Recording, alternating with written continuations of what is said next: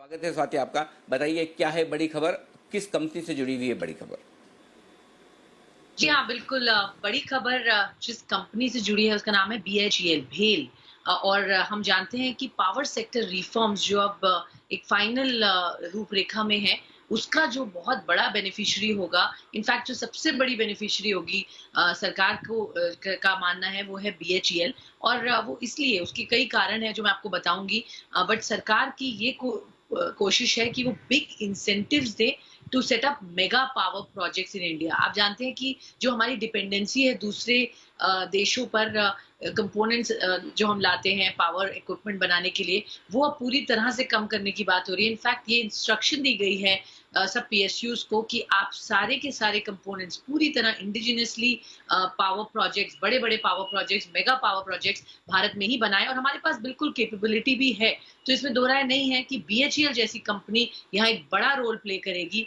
और अगर हम देखें तो पावर कंपनीज का क्या इसमें एक्शन होगा, ये बड़े इंडस्ट्रियल पार्क्स सेटअप होंगे और मेक इन इंडिया इक्विपमेंट्स यहाँ बनेंगे भारत के लिए, और भारत ही के लिए नहीं, इवन एक्सपोर्ट के लेवल पर यहाँ देखा जाएगा। और हमारी जो लो कॉस्ट मैन्युफैक्चरिंग की एक एडवांटेज है वो इंडिया को जरूर मिलेगी। बीएचईएल का बड़ा रोल है, जैसा मैं बता रही हूँ। क्यों है? क्योंकि बीएचईएल के पास जबरदस्त एसेट्स है। हमने ये पहले भी एक बार बात की है, आपको याद होगा अनिल जी। मैन्युफैक्चरिंग फैसिलिटीज जितनी है उनके पास, उसकी यूटिलाइजेशन आधी भी नहीं है। और यही एक अपॉर्चुनिटी है बीएचईएल के पास जिसको गवर्नमेंट टैप करना चाहती है। उनकी 16 मैन्युफैक्चरिंग फैसिलिटीज है जिसके लिए उन्होंने बाहर की एमएनसीज के साथ टाई अप के लिए एक्सप्रेशन ऑफ इंटरेस्ट भी मंगाए हैं।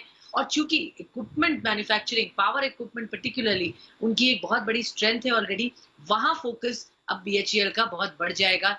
14,000 एकड़ लैंड है बीएचईएल के पास, और ये सरकार की पूरी नजर में है। और इसको बहुत बढ़िया यूटिलाइजेशन प्लान के साथ एक पूरी स्ट्रैटेजी बनाई गई है, ड्रॉप की गई है। और गवर्नमेंट बीएचईएल को एक बहुत परफेक्ट स्ट्रेटेजिक फिट मानती है अगर हम देखें मेक इन इंडिया प्रोग्राम के लिए। तो बीएचईएल के लिए एक बड़ी अपॉर्चुनिटी सरकार देख रही है, कंपनी खुद देख रही है। और अब चूंकि हम सब कुछ इंडिया में बनाने की बात कर रहे हैं, ये फैसिलिटीज की यूटिलाइजेशन बढ़ जाएगी। तो पावर सेक्टर रिफॉर्म्स में सबसे बड़ी बेनिफिशियरी बीएचईएल यहाँ आते हुए नजर आते हुए दिख रही है।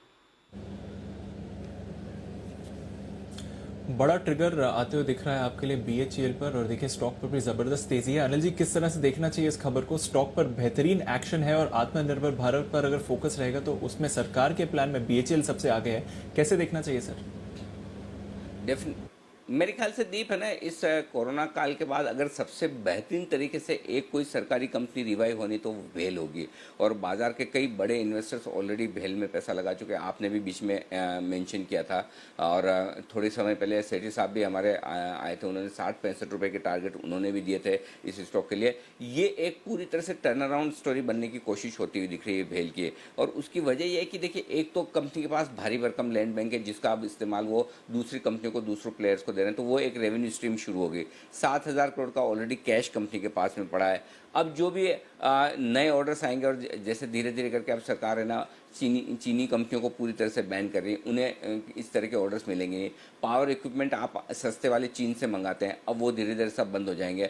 हिंदुस्तान में जो भी आत्मनिर्भर भारत में जिन कंपनियों को कुछ भी प्लांट्स लगाने हैं, पावर प्लांट, दूसरे इक्विपमेंट्स, उनको लोकल खरीदने पड़ेंगे। तो भेल के लिए काम और बिजनेस इतना बढ़ने वाला है, वो आगे चलते हुए आपको नजर आएगा ही आएगा। तो ये एक पूरी तरह से टर्न अराउंड स्टॉक हो सकता है। और मुझे लगता है कि आज चूंकि वायदा कारोबार के बैन से भी बाहर आया है, इस वजह से भी एक्शन ज़्यादा है। तो लेकिन ये एक ऐसा स्टॉक है जो आपके लिए बाय ऑन डिप्स वाला स्टॉक बन चुका है। ये इसमें जो कहानी बनेगी वो बहुत बेहतरीन और बहुत बड़ी बनेगी। बस बाजार के ऊपर नीचे होने की एक रिस्क है, अदरवाइज वैल्यूएशंस के लिहाज से। और आप धीरे धीरे आप देखिएगा दीप, मैं आपको बता रहा हूँ कि सारे विदेशी ब्रोकरेज जिन्होंने डाउनग्रेड किए थे भेल को, अब धीमे धीमे आप उनकी ओपिनियन बदलते हुए देखेंगे।